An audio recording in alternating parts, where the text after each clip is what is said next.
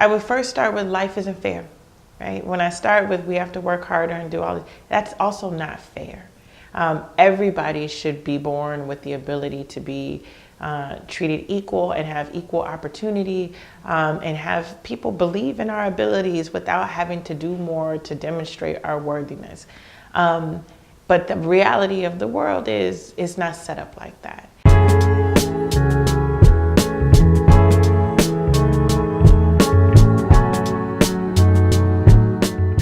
Immediately, my mother was my greatest singular influence in my life. She was a teenage mom when she raised my brother and I. And she dropped out of high school when she had me, and watching her be able to overcome that and the expectations that people put on her to allow my brother and I to be able to go on to graduate from high school, to go on to college and have a career in the law. My grandmother helped raise us, and she was raising five daughters as a single parent herself, having migrated from the South.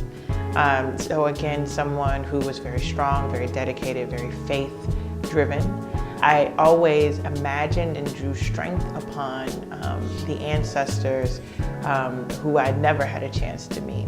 The fact that, we are descendants of an enslaved people who probably could not imagine during that time period that not only would we survive, but be in a position to thrive and to hold access to power.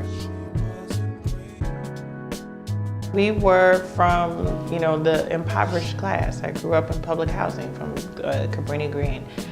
We were on welfare and food stamps, ever since, before I was born, my mother was on food stamps. And so I have seen what happens when you don't have opportunity for folks. Now, when I was 8, we moved from Cabrini 1 mile north to Lincoln Park. And I was able to see what middle-class lifestyle looked like. We never lived it. I was around it. I was middle-class adjacent, but still very poor. And so I think that was the first time in my life, and it's something that I hold on to, of realizing what different class structures look like. I mean, when you're poor and you live around poverty, you think everybody is poor. On TV, you'll see someone who maybe has more, but you think that that's not real. And so it has influenced me in that, in one generation, my children live in a home that we own, and I come from the projects. So watching, what those different class structures look like, having been a kid and now being a parent, and realizing that that's not available for so many of our folks here in Chicago, motivates me to do more so that we can make sure that people who are living in poverty have a way to get up out of it. I'm not sure if it's spreading. I think representation always matters. I think when you have someone who you get to see and talk to and interview, and people can see, wait a minute, she comes from a neighborhood like mine, or she has the same or had the same struggles that I have. She's from a single, parent household, or she was on food stamps, that people can then see you and one, not feel alone, but also see, well, oh, she's also a lawyer. Oh, she's also an elected official. So there are things that are possible for me that we don't ever get to see in the day-to-day. And so I think it is important to have representation. I think we have to have more of it. And I think that we have to also control how we put it out there, right? And so I'm not confident that it's enough, or that I'm the sole representative of what's possible. I mean, the spectrum of Black people and what we have accomplished and where we came from is so wide. I'm always proud to represent my piece of it, but I think we need a lot more of it. I don't know anything other than being a Black girl or a Black woman. My mother always told me I was gonna have to work that much harder because I was Black, because I was a girl.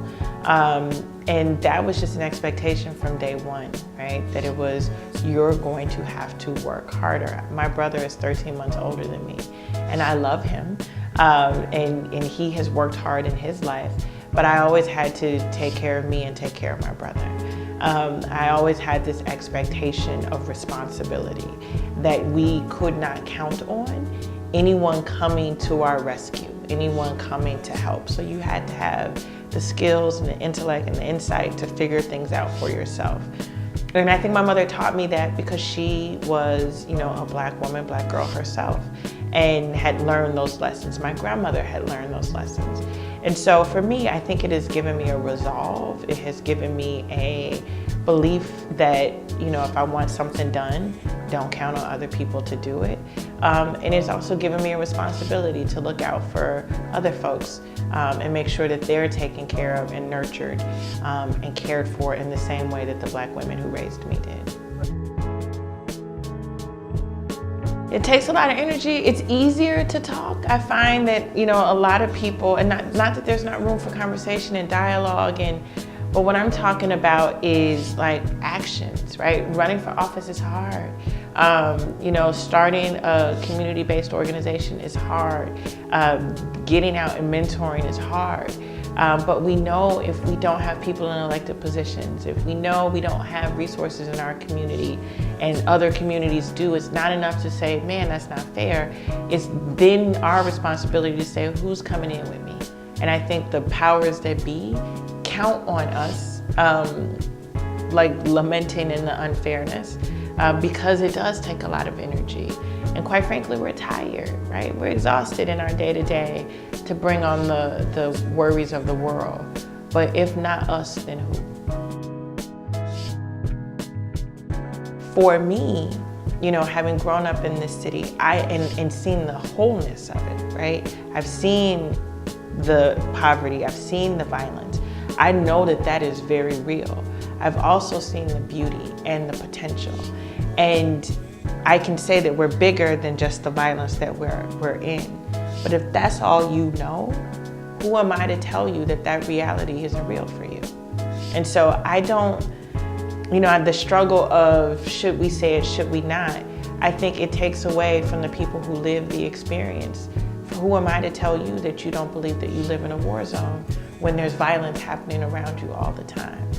And so as much as I don't like the phrase, I think that there are some people who believe that that's their reality. And I don't think it's my position to tell them that they're wrong. I absolutely believe in second chances. I think that when we talk about realities, particularly of life in Chicago, there are things that individuals can do, and then there are systems, right, that are set up to fail people, to oppress people. And so in as much as individuals can do everything that they're supposed to do and do everything right, if the systems are still set up to hold us back, there's only so far we can get. But I do believe we owe it to everyone to afford second chances. I mean, as I said, I was raised in a faith-filled household where, my grandmother said we were always unworthy of the grace and mercy that was given to us. And we would never be able to do something to deserve God's grace. And so if that were the case, if I'm covered by grace and mercy and forgiveness from a higher being, who am I to deny that same grace and mercy to my fellow man or woman?